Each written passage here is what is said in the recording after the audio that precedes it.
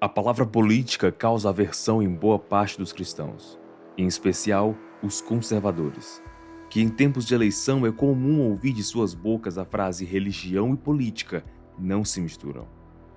É completamente compreensível levantar essas palavras de ordem, já que o estereótipo de que todo político é corrupto não é de hoje.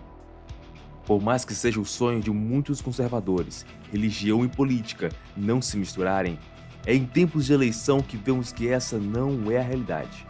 A cada 4 anos, vemos o aumento cada vez maior do número de cristãos ingressando na política. Mas afinal, pode um cristão ser político?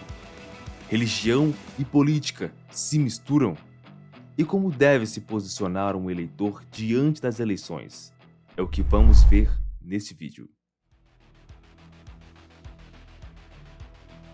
O Brasil é majoritariamente cristão, sendo a nação com maior número de católicos. Segundo a divulgação do IBGE do censo de 2010, os católicos ocupam 64,6% da população, sendo 22,2% de evangélicos.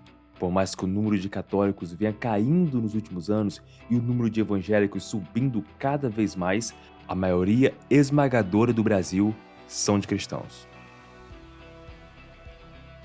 E essa informação põe um alvo na cabeça dos evangélicos e católicos, fazendo com que eles fiquem na mira dos políticos, já que é bem óbvio que o poder para decidir uma eleição está nas mãos daqueles que seguem a Cristo.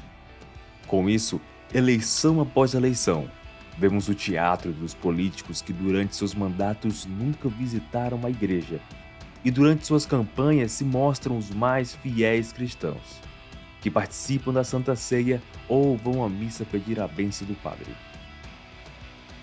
O que importa é o lobo se travestir cada vez mais de ovelha, para que assim possam conversar de igual para igual com seus irmãos. O que provoca nos cristãos uma fácil aversão à política é o fato deles se escandalizarem com a corrupção desenfreada causada pelas autoridades.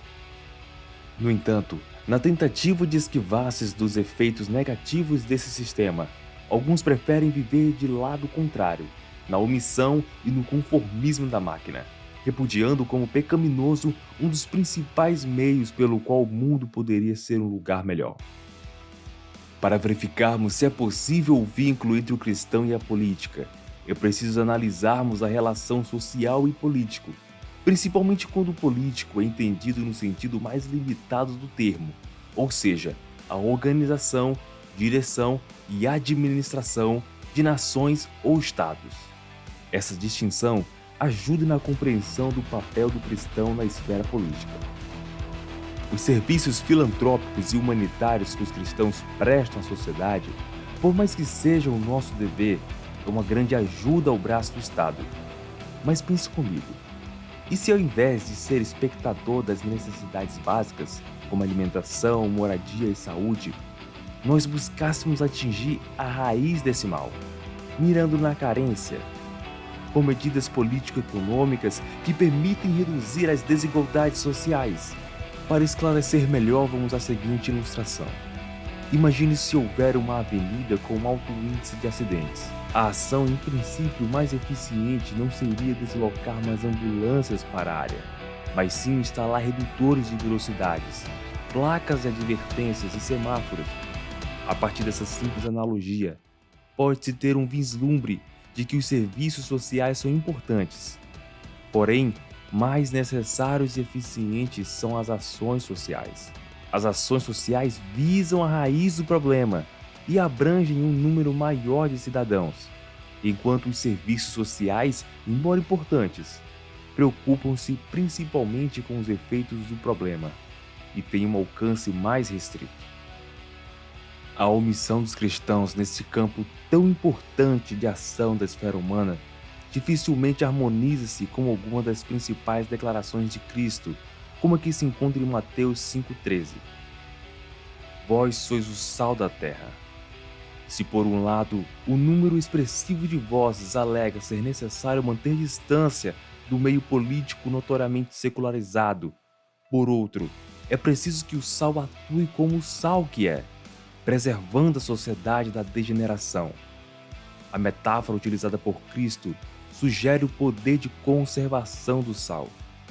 Entretanto, para que possa exercer suas propriedades conservadoras, o sal precisa ser esfregado na carne, a fim de impedir que ela entre em processo de decomposição. De maneira semelhante, os cristãos precisam estar em contato com a sociedade, em seu sentido mais amplo e em suas várias camadas, para retardar esse processo de degeneração.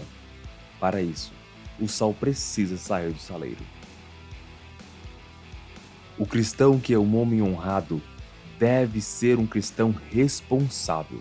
E o fracasso como cidadão também significa um fracasso em seu dever como cristão. Um cristão legítimo, ao se deparar com uma oportunidade de administrar uma cidade, estado ou nação, deve abraçar a oportunidade e reger a sociedade segundo as Escrituras.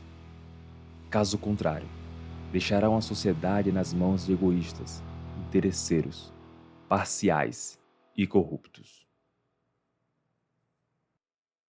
Um exemplo claro de um exímio político foi José, que foi de escravo a governador do Egito. E aqui vai um breve resumo de sua história. José era o filho predileto, por conta disso, foi vendido pelos irmãos, se tornou escravo, virou administrador dos bens de Potifar, foi preso, na prisão, foi usado por Deus para interpretar os sonhos do copeiro e do padeiro. José passou mais alguns anos na prisão, até que foi chamado para interpretar os sonhos de Faraó. José não só interpretou corretamente o sonho, como ainda deu dicas de como o Faraó deveria proceder. Faraó ficou tão encantado que colocou José como governador do Egito para administrar os próximos 7 anos de fartura e 7 anos de seca que estavam por vir. Enquanto passava pelo tempo de fartura, José mandou juntar o máximo de trigo possível, pensando no tempo da fome. Então, quando a fome chegou e nenhum povo ao redor tinha o que comer, o Egito tinha o que vender e oferecer. A história de José do Egito é grandiosa e marcante. Ele foi um exímio político, cuidou do povo, geriu a crise e teve sucesso. Martin Luther King é um dos grandes exemplos de que um cristão pode fazer a diferença no meio político. E os seus feitos ficaram marcados na história. King foi um pastor ativista norte-americano, lutou contra a discriminação racial e tornou-se um dos mais importantes líderes dos movimentos pelos direitos civis dos negros nos Estados Unidos. E em 1964 recebeu o Prêmio Nobel da Paz. Filho e neto de pastores batistas, resolveu seguir pelo mesmo caminho. Ainda jovem, King tomou consciência da situação da segregação social e racial em que viviam os negros de seu país, em especial os Estados do Sul. O que é de impressionar é que a segregação racial foi imposta de maneira legal, ou seja, era lei que em ambientes públicos ou privados existisse a separação entre negros e brancos, hospitais, escolas, universidades, prisões. Cada um tinha o seu lugar. E nos ônibus de Montgomery não era diferente. O motorista tinha de ser branco e os primeiros assentos eram reservados aos brancos e os últimos aos negros. Em 1º de dezembro de 1995, uma costureira negra, cansada de toda essa injúria, foi detida e multada por ter se sentado em um assento de ônibus reservado aos brancos. Essa pessoa era Rosa Parks. Seu protesto silencioso foi ouvido rapidamente. O Conselho Político Feminino organizou um boicote aos ônibus urbanos, como medida de protesto. Martin Luther King apoiou a ação e, em pouco a pouco, milhares de negros passaram a caminhar quilômetros a caminho do trabalho, causando prejuízo às empresas de transporte. O protesto durou 382 dias. Terminou em 13 de novembro de 1956, quando a Suprema Corte norte-americana aboliu a segregação racial dos ônibus de Montgomery. Em 1963, sua luta alcançou um dos momentos culminantes, ao liderar a marcha para Washington, que reuniu 250 mil pessoas, quando fez seu importante discurso intitulado I Have a Dream, onde descreve uma sociedade onde negros e brancos possam viver harmoniosamente. Em 64 foi criada a Lei de Direitos Civis, que garantia a tão esperada igualdade entre os negros e brancos. Nesse mesmo ano, Martin Luther King recebeu o Prêmio de Nobel da Paz. Conhecido como o mais influente pregador dos Estados Unidos, Billy Graham pregou o evangelho para mais pessoas em audiências ao vivo do que qualquer outra pessoa na história. Quase 215 milhões de pessoas em mais de 185 países. Pelo grande sucesso na pregação do evangelho para grandes multidões, Graham ganhou espaço no cenário político americano por ser conselheiro espiritual de vários presidentes do país. Devido ao seu nível de influência no âmbito cristão, Billy Graham foi uma peça importante das eleições dos presidentes Nixon em 64 e Bush em 89.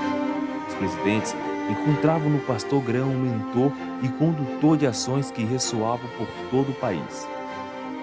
Parece plausível concluir que a ética cristã pode e precisa ser aplicada às práticas políticas, tanto quanto outras formas de ação social. Em sua totalidade, a sociedade carece da influência cristã com suas inerentes preocupações voltadas para os seres humanos.